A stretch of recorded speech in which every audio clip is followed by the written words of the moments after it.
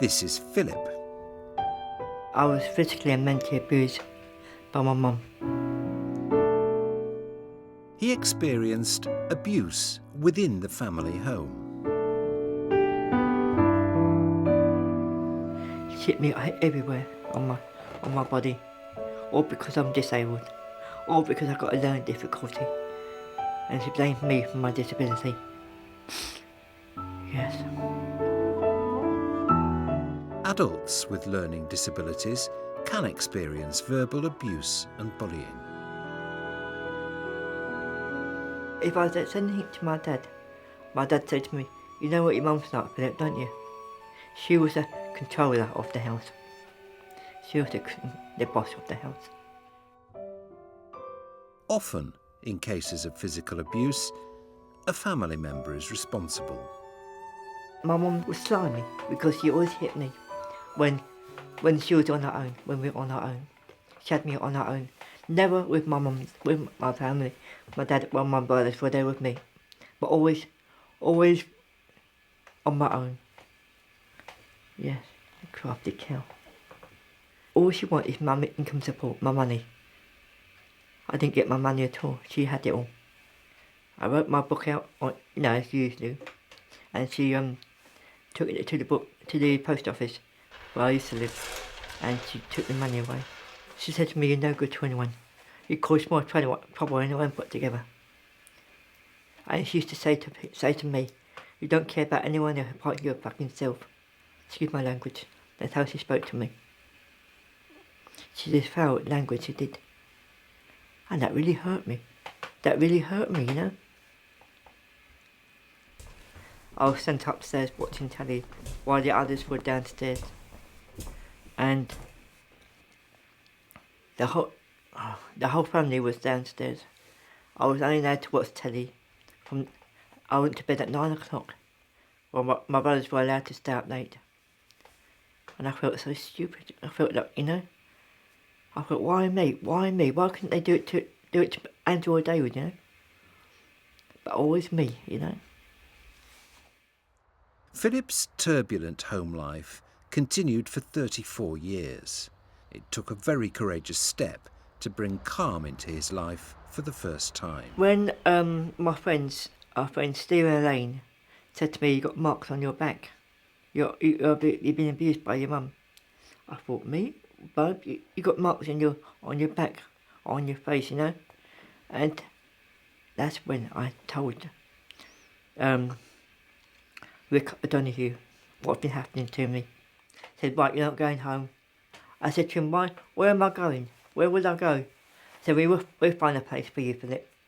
And they found me a place called the Lays in Elstree in Bournemouth.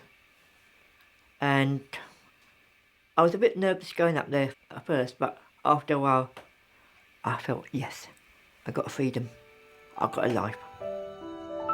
By speaking out to his social worker, Philip put an immediate stop to his abuse. He was moved out of his family home that same day and began living an independent life. In 1998, he met Susie and they fell in love. I went down on my bended knees in front of everyone and asked Susie to marry me. And she said yes. And we got married on the 14th of June 2001 at the Belltote Register Office. None of my family came to the wedding. And it was the best days of my life. I therefore declare that you are lawfully husband.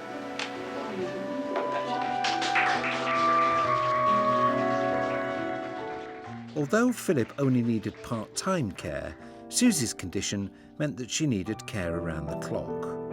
The newlyweds decided to hire care worker Becky on a full-time basis, and the three of them moved into a flat in North London together. It was very warming. It was very nice, it was, that all three of us came to this flat, Yeah. I used to love looking after Philip and Susie because the love which they had is amazing. It's something which you don't see a lot. Over the next 5 years, Susie's condition deteriorated, and on the 23rd of June 2006, she died in hospital of bronchopneumonia. I missed my dear Susie, She was She was a part of my life as well, you know. She really was a part of my life. Following Susie's death, although Philip only needed part-time assistance, Becky continued to live with and care for Philip. Right, look at your hand. No, you can't, Johnny. Look at your hand. Oh, you. very witty. Richard, look at that. Me? That is not. That's not allowed, eh? No, you're supposed to put 4, not 6. Okay, oh, okay. He's Your turn. pretty much like I'm his family. Yeah, and the relationship we have, myself and Philip, is very open.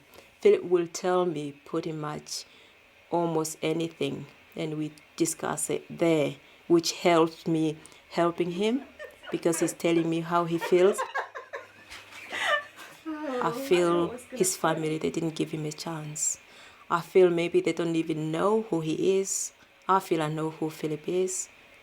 And not seeing him happy, I don't know what they know about him. Because when somebody's happy, that's when you will really know who the person is. So maybe in a way it's their loss. No! I am the champion. Yes! According to Philip himself, he does think that he's got his human rights from the day he stepped out of his family home. Because he can do pretty much everything he always dreamed of doing. I got my own flat. I got my own flat, but I never thought I had my own flat at all. Never. Before you do something to somebody, always ask yourself a question. Yeah. If I was in that situation, would I like people to treat me like that? Then if the answer is no, don't do it. Stop right there. Becky? Yes. Can I borrow you, please? Thanks a lot, Becky. I'm not uptight anymore. I can relax. I look forward to coming here, going home, you know. Yeah, I've got freedom. And do I regret leaving home? No way. No way.